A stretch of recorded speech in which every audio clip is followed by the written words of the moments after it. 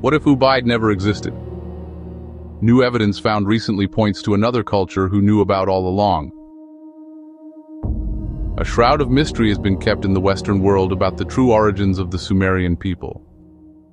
Some even relate Sumerians to the peoples of places like the Arabian Peninsula, Bahrain, or even with the peoples of hundreds of kilometers away, as far as Central Asia. Archaeologists have found distinctive pottery, greenish, painted, elegant. Their architecture shows planning. Their society shows organization. This wasn't a primitive culture. This was advanced for its time. But why is the Sumerians' origin a mystery? For the most part, some archaeologists base their claims on this pottery found in Sumerian cities. Little or no evidence is then put forward to sustain such claims. To make matters even more obscure, so-called scholars excuse this incapacity to know by giving it a specific name, the Sumerian problem. The problem of not knowing or not wanting to know, should we say, where Sumerians came from. After digging up pottery, some utensils, and anthropomorphic, human with animal head figurines, probably religious effigies from the very same Sumerian cities such as Eridu, Ur, and nearby Ubaid, some scholars started to refer to the alleged period of time when the pottery was used as the Ubaid period, roughly between 7000 to 4000 BC. From that point on, their creativity extended to invent a whole culture from pottery alone. They argue that because the pottery they found has certain characteristics, material and art, the creators of such pottery must be a distinctive culture apart from the later inhabitants of those cities, the Sumerians. But you see, the problem is that culture cannot be absent from people. Scholar or not, they should not make fantastic claims without demonstrating who were the people they claim to have inhabited Sumer before the Sumerians. So in the absence of people, some scholars had to make the fantasy bigger, and it became necessary for them to create the Ubaid folk and their culture. But again, there they found no human remains, no people. There are no Ubaidians because they don't exist and have never existed. That pottery some scholars so vehemently put forward represents their only evidence. They do not have any paintings, art of any sort, human-shaped figurines, let alone DNA, to show how their Ubaidians might have looked like, because Ubaidians are part of their imagination. They never existed. That is their Ubaid problem. They made it up. There is no Sumerian problem. The people that created the pottery found at today's Tel al-Ubaid in Iraq were always Sumerian.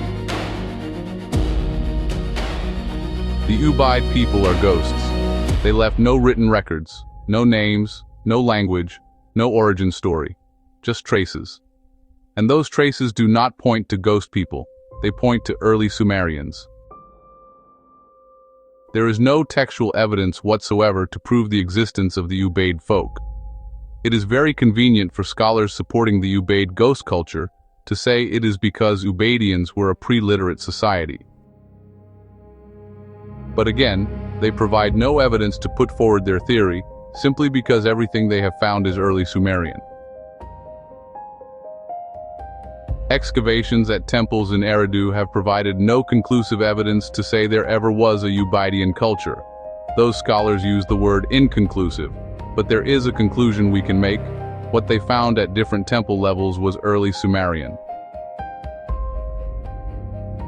Some researchers claim the Ubaid people migrated from nearby regions. Others think they developed locally from earlier groups. And then there are scholars who talk of even more fantastic ideas. It's all part of obscuring the topic to cover their naming mistake, because we know the people they talk about were Sumerian. Let's be clear. There is no scientific evidence to support their claim that there were other people who they name Ubaid folk. And they stick to their naming mistake because of what came after the Ubaid culture was so important. The Sumerians, the creators of writing, cities, and complex society, emerged in the same region, Mesopotamia. But here's the key question. Did the alleged Ubaid people become the Sumerians? Or were they replaced? There's no clear break. No clear continuity. Just a transition that still confuses today. More recently in this 21st century, those who still support this nonsense theory have claimed that skeletal material rediscovered from Leonard Woolley's lowest layer excavation of Ur are from their Ubaid period, and therefore they're Ubaidians. The problem with that is that their people were found in a Sumerian temple, in a Sumerian city, Ur. They were Sumerian. We will see in a later episode that the human remains show the same kind of people at different locations. They are Sumerians. They are not the Ubaid folk because they did not exist. Ubaid, then, is a misrepresentation of the early Sumerian culture. It is outrageous that whole papers and even books go on and on talking about Ubaid without mentioning one single time the word Sumer or Sumerian. So, to sum up his episode, the label Ubaid rests mostly on pottery alone. There are no confirmed human remains that support there ever was a Ubaid folk. There are no confirmed texts proving a separate Ubaid culture. Scientific findings align with early Sumerians, in Sumerian cities and in Sumerian temples. The Ubaid culture, some scholars claim, is a naming mistake that obscures Sumerian origins. In short, evidence most likely points to early Sumerians, not a ghost Ubaid culture.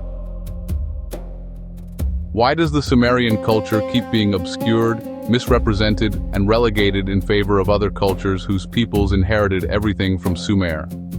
If Ubaid is a term used to misrepresent Sumer, then who were the Sumerians? Where did they come from? Every clue uncovered brings us a little closer to the truth, but for now, we will leave it there.